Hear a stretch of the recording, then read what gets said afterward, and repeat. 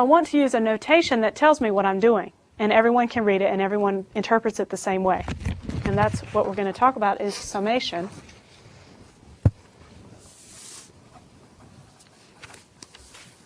Summation's really important because you're going to end up with summations every single time you're doing an analysis of a program to see how many clock cycles it's going to take to run your program. So this is the notation. We have summation. That's what, when I see this symbol, I think summation. It's a Greek letter, sigma. Okay. I'm going to put at the bottom, I'm going to put a variable that's going to have a start value. Let's just start with 1. And let's go up to n. That's my final value.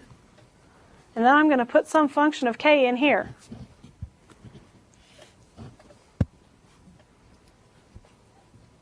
Now k changes because k is a variable. So when I see this, I think of this as a for loop. For, and let's just actually just put start here. Instead of 1, I'm going to put start, and instead of end, I'm going to put end. Okay, I'm going to think of this as a loop. For k equals start to end, I'm going to do an initialization first. I'm going to do sum equals 0. And then I'm going to say, inside this for loop, sum equals sum plus f of k. So if you haven't seen pseudocode before, it's fairly easy to read this. For all the values of k, add to sum f of k each time. So k changes each loop.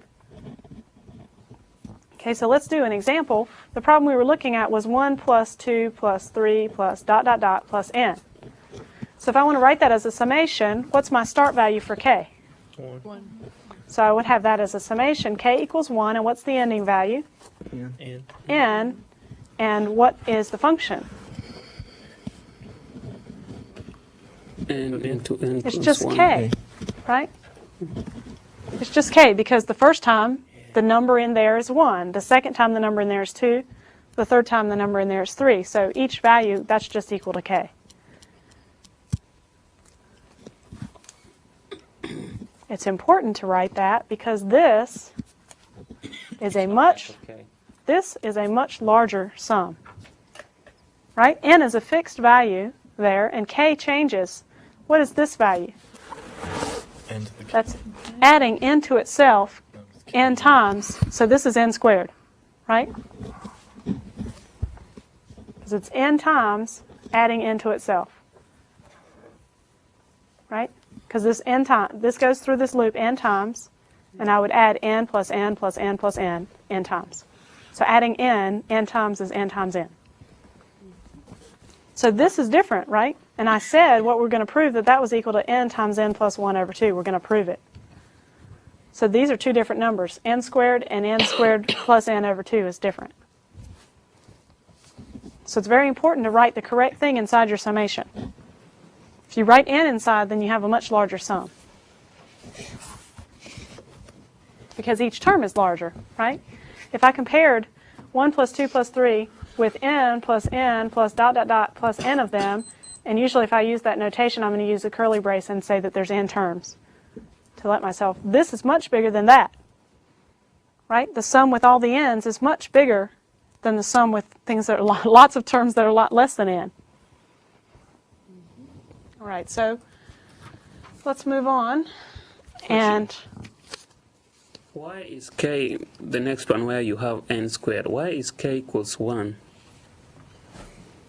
Why does k equals 1 in this summation? No, the other one, this one. In this summation? Yes.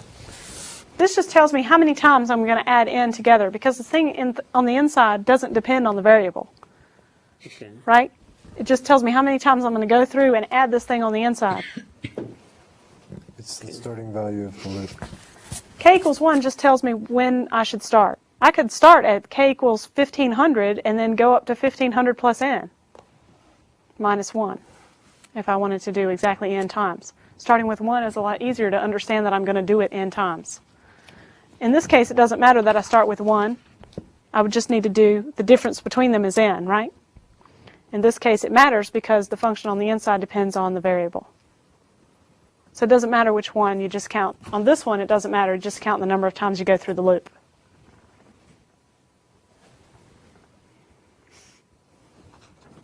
Okay, well, let's do an example just to make it a little easier to understand. Okay, so for k equals 1 to 1, that's just the summation from 1 to 1, right? Sum, and we're going to assume that sum is initialized, sum equals sum plus k, because that was the summation we were talking about, adding k every time. So how many times do I go through this loop? Once. Just once. So sum is equal to what? 1. Right, it's equal to sum plus 1, and sum started as 0, right? So sum equals 1. At the end of the loop, this is my final value. And that's what the summation is. So this is for the summation k equals 1 up to 1 of k is equal to 1. Let's try it for a larger one. K equals 1 up to 3. Let's do 3 of them. 4 of k. K equals 1 to 3, sum equals sum plus k. So I would have to do 3 steps, right? K equals 1, sum equals 1. K equals 2, then sum equals what? 1 plus 2. K equals 3, sum equals 1 plus 2 plus 3. And so my final answer is 6. At the end of the for loop, my sum was equal to 6. So this was this summation here is equal to 6. So whenever I see a summation, I think of a for loop where k goes up by 1 every time. Automatically, for loops always increase by 1. If you haven't done any coding, that's what it does unless you tell it to do otherwise. And summations are just like that. The index, the variable is called the index, and it is always increasing by 1.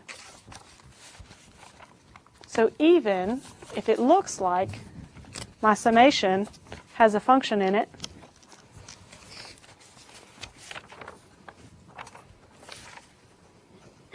if I had to write this out, k still goes up by 1 every time. Okay, so if n is equal to 1, this is equal to 2 plus 3, right? If n equals 2, what's it equal to? 4 plus what? 5 plus 6. The first number is 4 because it went from 4 to 6, but k goes up by 1 every time, so it doesn't go 4, 6, whatever. Okay, n equals 3 is what? Starts with 6 and ends at 9, right? So it should be 6 plus 7 plus 8 plus 9.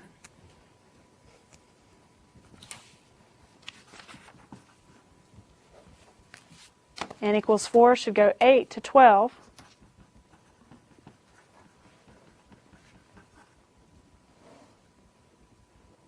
Right, so the number of terms here, I can double check that I've written the right summation by checking the number of terms that I have. The difference between 3n and 2n is n, right? So it should be n plus 1 terms because I have to take the difference and add 1. So this is n plus 1 terms, and I can verify that all of these are correct because each of them has n plus 1 terms. This has 2 terms, that has 3, 4, 5, and so on. And each value should go up by 1 every time. If this was f of k on the inside, it would be f of 2 plus f of 3, f of 4, f of 5, f of 6, and so on. So you would have f's on all of those.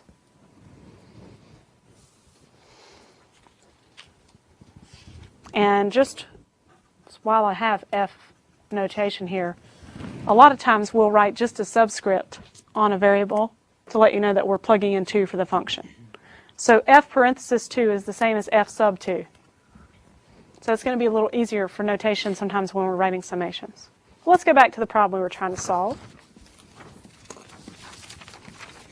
So we wanted to prove that 1 plus 2 plus dot dot dot plus n equals n times n plus 1 over 2 for n is greater or equal to 1. Now before I start one of these problems, I usually write it in a summation form. So I'm just going to go ahead and write, this is summation k equals 1 to n of k equal to n times n plus 1 over 2. And that helps me because then when I'm doing my proof, it's a little easier to plug in for n and n plus 1. Because sometimes these get a little hairy and you're not sure exactly what to do if you don't know what these little dots mean. So when you write it as a summation, there's no ifs, ands, or buts about it. We know what it means. We know it's just like a for loop, plugging in k for the variable. Now I have to do my basis. N equals 1. So I have the summation k equals 1 up to 1 of k. That's equal 1. And then I need to check, is 1 times 1 plus 1 over 2 equal to 1? And it is. So these two things are equal. So I'm done with my basis. My next step is my assume step. So I'm going to write summation. And this is going to feel redundant to you because you're basically going to write again the statement you're trying to prove. You're going to write it again. And if you don't like it, well, you only have to do it a limited number of times before you stop taking this class. So just write it again, and it will make your graders happy. And then we write our proof statement, which is to basically copy the assume statement over, but we're going to plug in everywhere we see an n, we're going to put n plus 1. So what does this one look like? K equals 1 up to n plus 1 of what? K. This is where it's important. If you accidentally put an n in there, you might accidentally put an n plus 1 in here, and then I won't be able to prove it. Okay, so make sure you have k's in the correct place. That's equal to what? N plus 1. N plus 1 times N plus 1. n plus n plus 1 plus 1, which is n plus 2, all over 2. We have 60% of our credit so far. So the hard part comes next. This is the part you memorize. Basis, assume, proof. Basis, assume, prove, and you'll do it enough times that you will definitely be able to get it. And in the packet are many examples of these kind of proofs with summations. Packet 3.1 is up on the web, and you can take a look at these. There's lots of examples that have basis, assume, prove. Nice and underlined, the algebra is done, so you can see some practice problems. So let's try this one. What I usually do is I start with the left-hand side. That's what LHS is going to stand for, the left-hand side of the proof statement. The next thing I do is write it in terms of the assume statement. And this again is just like we've done direct proof with our propositional calculus, because we were normally looking at what we were trying to prove and finding things in our givens that looked like what we were trying to prove. So what we're trying to do is make our given look like what we're trying to prove. So then we're going to substitute. So we're going to write it in the terms of the left-hand side of the assume statement, and then we'll substitute the right-hand side of the assume statement. We'll substitute that in.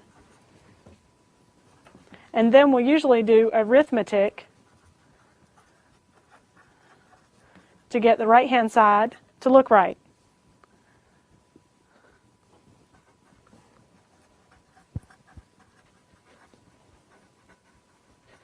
So those are some rules for you to remember, because they'll be the same for almost every induction proof that you do.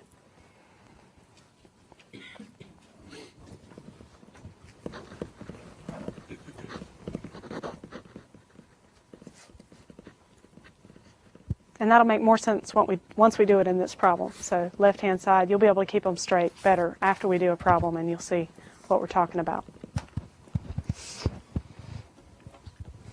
Everybody done with that? So what we did is we're going to start with the left-hand side of a proof statement. So we're really starting the proof. All that stuff beforehand was set up. So now we're going to do k equals 1 to n plus 1 of k. And we need to write it. I'm just going to go ahead and write my assume statement. And then we're going to have to fix this so the equals is actually true, because it's not true right now. Right? So right now it's not true. I have to do something to both to the right-hand side to make it true? What do I have to add to the right-hand side to make this equal true? This is a for loop that goes for k equals 1 to n plus 1. This is a for loop that goes k equals 1 to n. So all I need to do is one more step of the for loop where n plus 1 is. So all I have to do is add n plus 1, and then those two statements will be equal.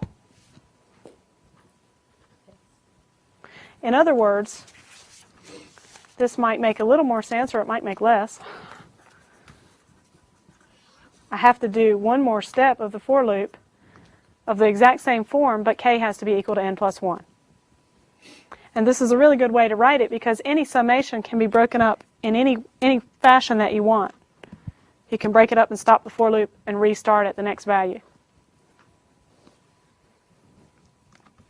So this was just for your own practice. You'll be using that later, that kind of notation. So all we had to do was add n plus 1. Now remember that we said we had to substitute in the right-hand side for the assumed statement. So this was the left-hand side of what we assumed, so we're going to substitute in what we knew it was equal to, and that was equal to n times n plus 1 over 2, but we have to leave this n plus 1 on there. So the left-hand side of what we're trying to prove is still here on the left-hand side. Now we're going to try to get that to look like what we want to prove, which is n plus 1 times n plus 2 all over 2.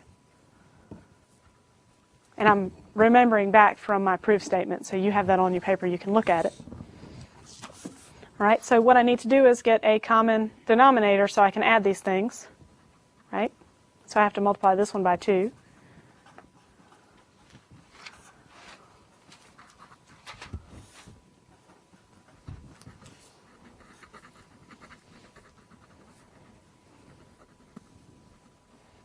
Now this is where it's a little bit hard for people because they haven't done that much algebra in a while, and factoring with letters is a little hard. But I look at this and I see that there's an n plus 1 in both of my terms. I could move that n plus 1 out to the front and then be left with the stuff that was next to it. So let's move the n plus 1 out to the front, and then we're left with n plus 2 if we factor an n plus 1 out of both of those. And lo and behold, that is what I wanted to prove. That's the right-hand side, so I check it off and I'm done with my proof.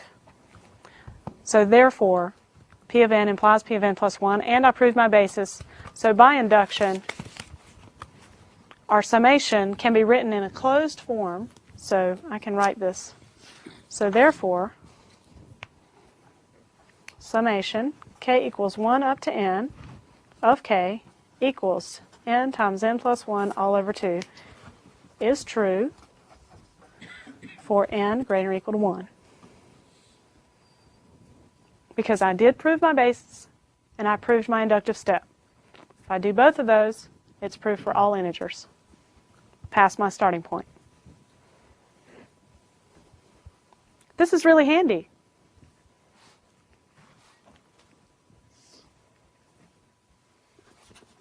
Really handy because now every time you see a summation where it's 1 plus 2 plus 3 plus 4 all the way up to some ending value, whatever the ending value is on top, you plug it into this formula and now you know how to calculate that number without having to do a bunch of sums, which is a pain.